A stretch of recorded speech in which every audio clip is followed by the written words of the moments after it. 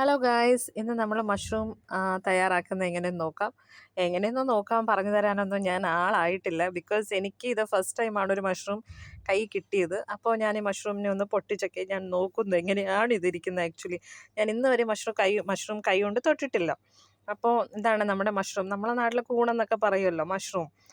Mushroom ഞാൻ ഇതെങ്ങനെ clean ചെയ്യണമെന്ന് നോക്കിയപ്പോൾ അതിനെ ഇങ്ങനെ പീലെടുത്ത് കളയണം. അതിൻ്റെ തൊലി നമ്മളിങ്ങനെ എടുത്ത് കളയണം. കണ്ട വെളുത്തുള്ളി പോലെയൊക്കെ ഉണ്ടല്ലേ. എന്നിട്ട് ഞാനിതിനെ ചെറുതായിട്ടൊക്കെ കട്ടൊക്കെ ചെയ്ത് വലുതിനെയൊക്കെ ചെറുതായിട്ട് കട്ട് ചെയ്തിട്ട് വാഷിംഗ് പ്രോസസ്സിലോട്ട് ഇടുകയാണ്.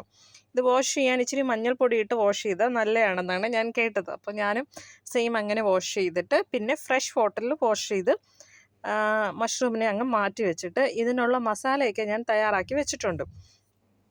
ഫസ്റ്റ് ഞാൻ കുറച്ച് മുളക് പൊടി എടുത്തു. മുളക് പൊടി നിങ്ങൾക്ക് ഇഷ്ടം അനുസരിച്ചിടാം.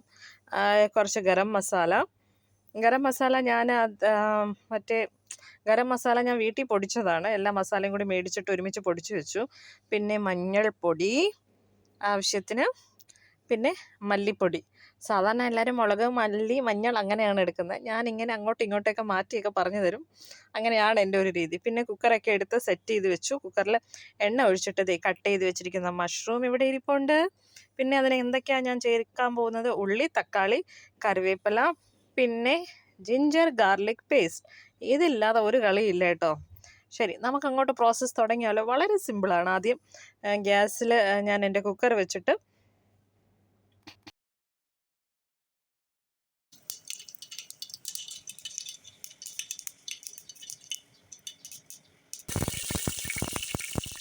എനിക്കതിൻ്റെ ഒറിജിനൽ സൗണ്ട് തന്നെ വേണമായിരുന്നു. അതുകൊണ്ട് ഞാൻ ഇച്ചിരി മിണ്ടാതിരുന്നത്. കടുക് പൊട്ടുന്ന കേൾക്കാൻ നല്ല രസമല്ലേ.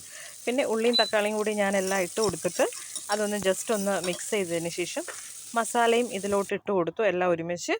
അതും ഞാൻ നന്നായിട്ട് അങ്ങനെ മിക്സ് ചെയ്തിട്ട് ലാസ്റ്റിലാണ് ഞാൻ മഷ്റൂം തട്ടിക്കൊടുത്തത്.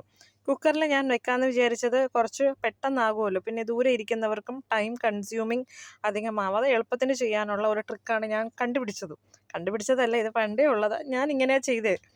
എന്നിട്ട് ഇതെല്ലാം കൂടി മിക്സ് ചെയ്തിട്ട് കുക്കർ അടച്ച് ഗ്യാസിൽ വെച്ചു. ഒരു 2 വിസിലാകുന്നവരെ ഞാൻ വെയിറ്റ് ചെയ്തു. എന്നിട്ട് എൻ്റെ കറി ഇങ്ങനെ റെഡിയായി. ഞാൻ ടേസ്റ്റ് ചെയ്ത് നോക്കി, നന്നായിട്ടുണ്ട്. അപ്പോൾ ഇത് ചപ്പാത്തിക്കും ചോറിനും ഒക്കെ നല്ലതാണ്, ദോശയ്ക്കും നല്ലതാണ്.